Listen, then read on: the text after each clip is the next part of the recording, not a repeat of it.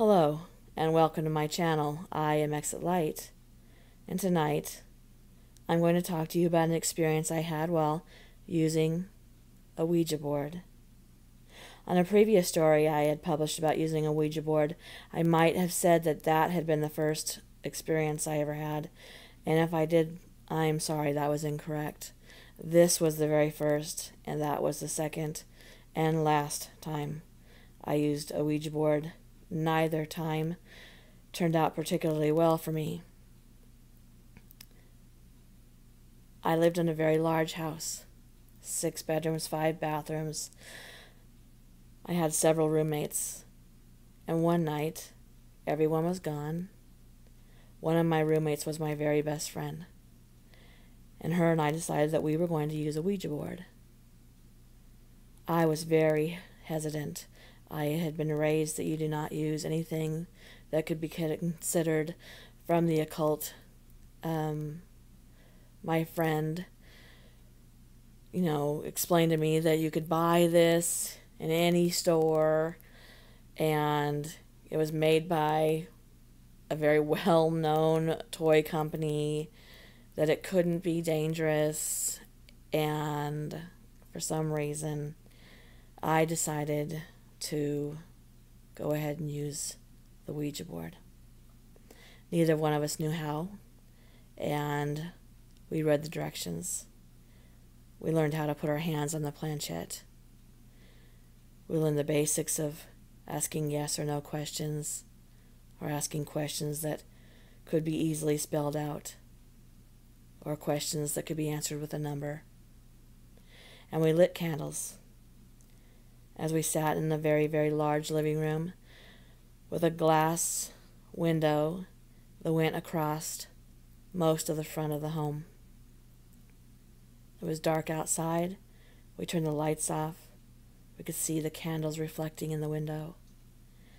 And we began to answer the questions that every new user asks. Are you here? Are you dead?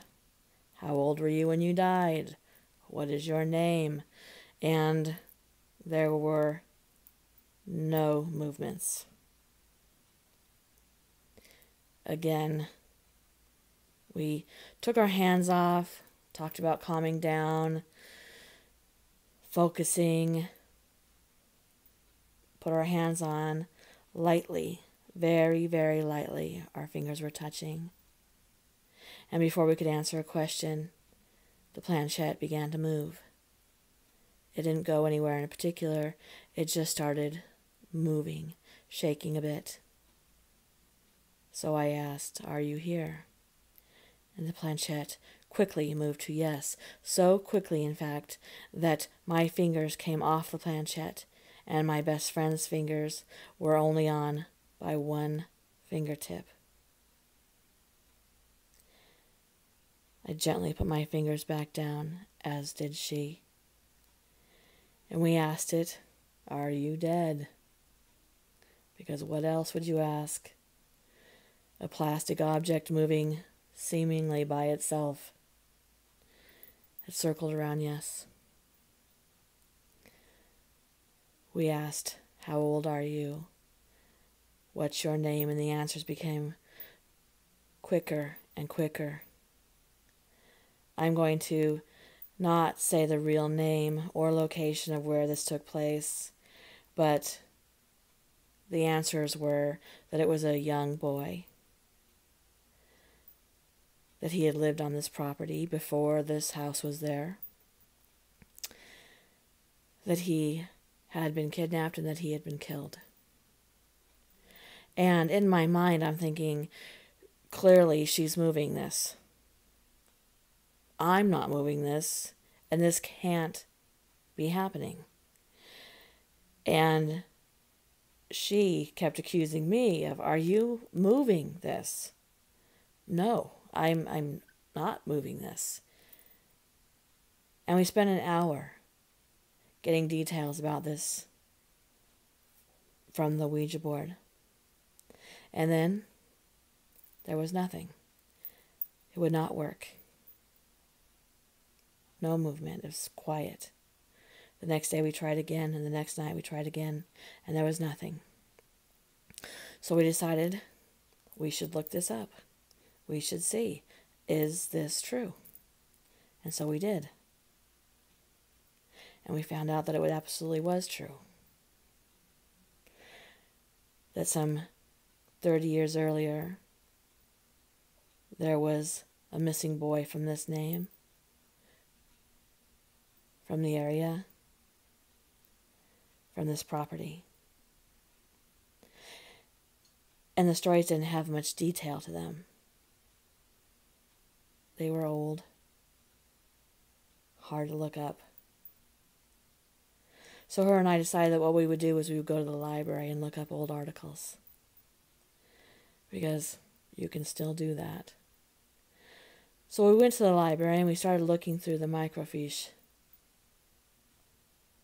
And we were finding newspaper article and the descriptions of the school he went to, which is the same schools that I had gone to because I also had lived in that area growing up.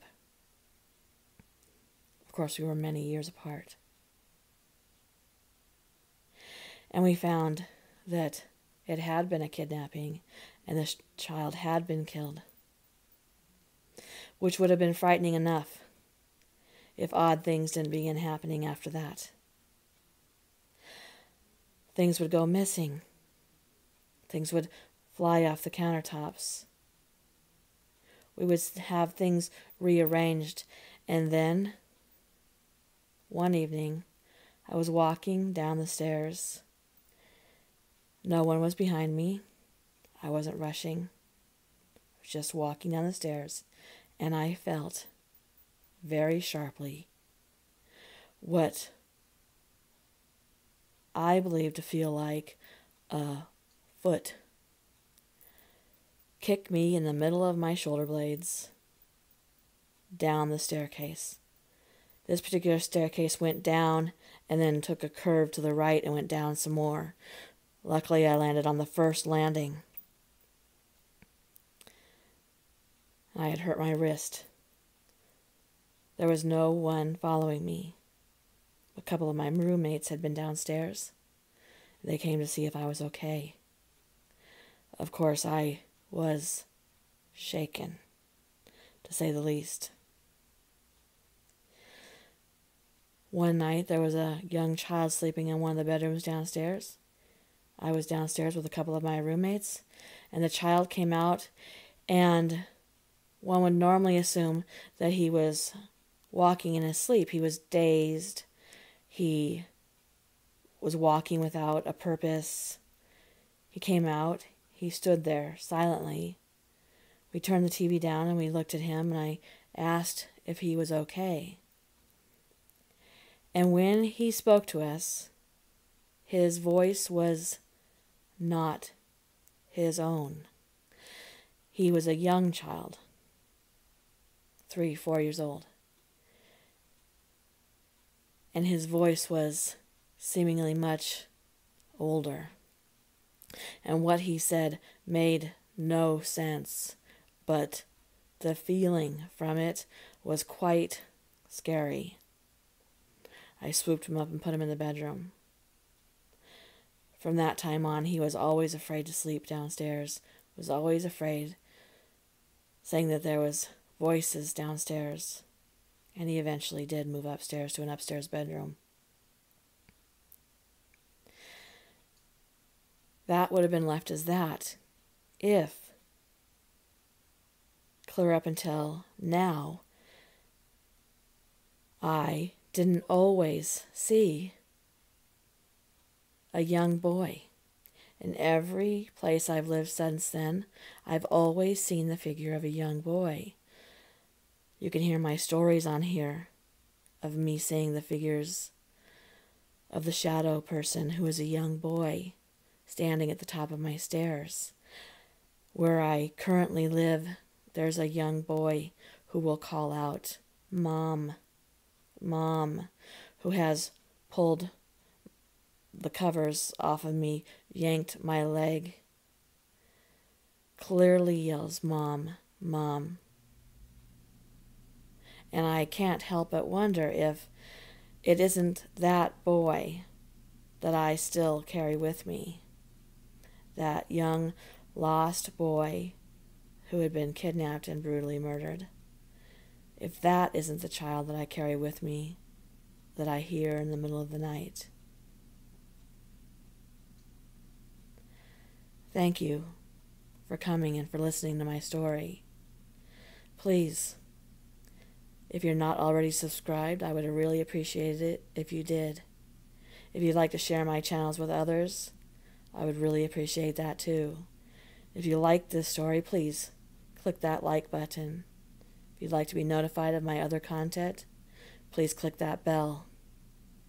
Good night.